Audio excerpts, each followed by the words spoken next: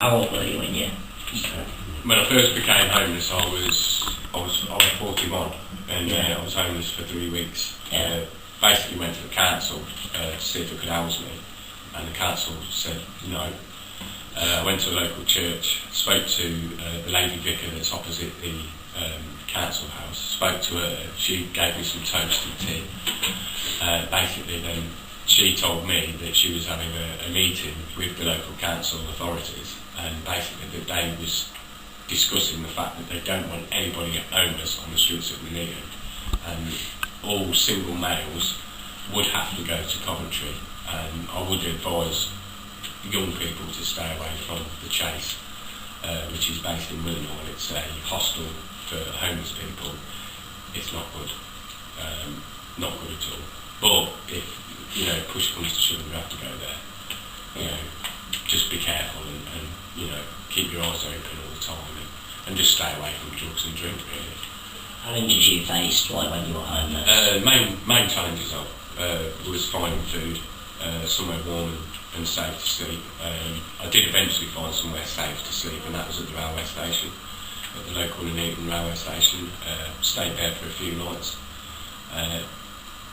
Also, you've got to take into consideration, obviously, that you have to move first thing in the morning because of people are coming to work and things like that. So it was quite difficult at first because obviously I was living through the cold spell when there was snow and ice on the ground, and wasn't. I mean, to be honest, there's nothing in Nuneaton for homeless people at all.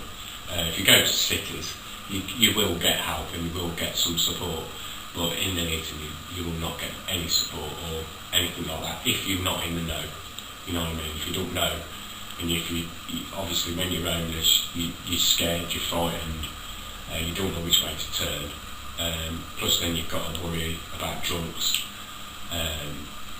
basic idiots, that haven't got a time of the day for other people, like, you know what I mean? So obviously, you have people shouting at you, swearing at you, calling you names and this, that and the other. Obviously I wasn't using drink and drugs at the time while I was homeless. I ended up going into rehab, getting myself clean, found out about Fire Housing Trust, and waited a couple of weeks. The council, which did make me laugh because of the cold spell, they have to have a duty to house you. They put me in a hotel which cost £60 a night for 2.5 weeks, but wouldn't give me the money for a bond for a property.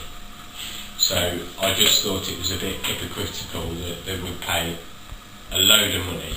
By the end of the 2.5 weeks, it worked out to be about 700 quid. That would have got me a bond and a month's rent in advance, and I wouldn't have been put in a position. But then as soon as the temperature risen, they stopped the funding for my hotel room, and then I had to go back onto the home. But luckily for me, 3 days later, Fire Housing phoned up and said there was a room available. So I managed to get here, and slowly but surely I'm starting to pick up and get better and start looking feeling a bit more positive about the future, whereas before I wasn't feeling positive about the future. I just didn't see any way out. The thing to do is if you do become homeless, I think that you need to approach as many organisations as you can, but it is very limited in Nuneaton. I'm not saying if you do become homeless, go to a city, but I would advise people to do that and find out what bigger cities have, because they do seem to have more network of support than the town that we're based in. So, is there any major gaps that you feel should be filled, with services? I think there should be some sort of. I think how I look at it, I think that when I became homeless, the homeless officer at the council didn't care. Basically, because I was a male, old enough to do my own thing. Basically, they just says, look, we don't want you on our streets. We want you to go to Coventry, which I thought was out of order because I'm from Nuneaton.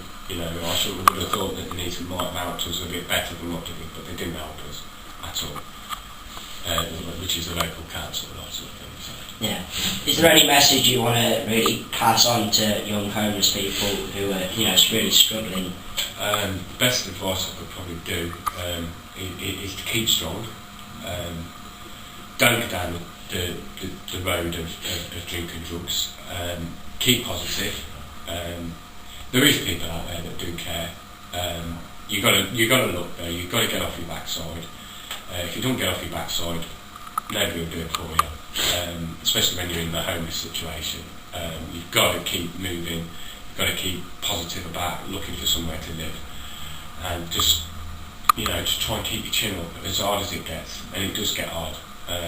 You will come across situations that you've never been in before, and it's just a case of taking the right path, and because there is a lot of wrong paths down there, and you can easily get into drugs and to drink, because it does block out the pain, and it also keeps you warm at night, and it helps you sleep.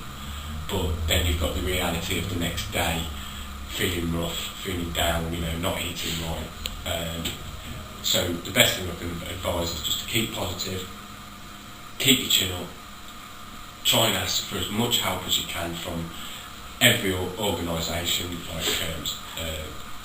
I went to the Life Church. They give you a lot of advice on homelessness, because they've got people there that will give you advice on what to do. The Salvation Army do give you sleeping bags while you're on the street. There is a lot of out there, but you've got to ask. If you don't ask, you won't get anything. You'll be just left to rot. So you've got to push yourself. You've got to keep positive, and just like I say, keep your chin up. Just keep positive, because it will work out for you. It will get better. It might not seem it at first. You can be thinking, oh, I want to take my own life. I just don't want anybody to do that. I don't want anybody to follow in my footsteps. I would rather just be positive and get out there and ask and ask and ask, and you will eventually get somewhere to live, and you will get somewhere safe and warm.